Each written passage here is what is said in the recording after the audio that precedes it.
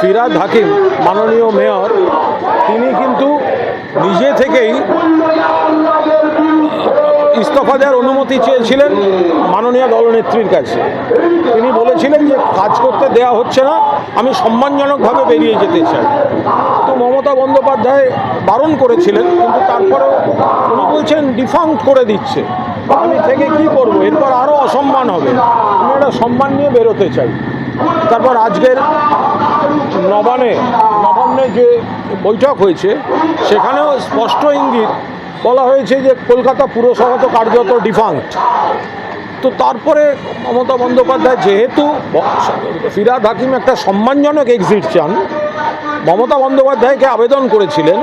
আর যখন রাজ্য সরকার কাজ করতে দিচ্ছে না এবং মেয়রকে এড়িয়ে কমিশনারকে দিয়ে কাজ করা হচ্ছে ডিফাঙ্ক্ট, তখন মমতা বন্দ্যোপাধ্যায় ফিরহাদ হাকিমকে ইস্তফা দেওয়ার সম্মতি, মানে তার আর্জিতে সম্মতি দিয়েছেন।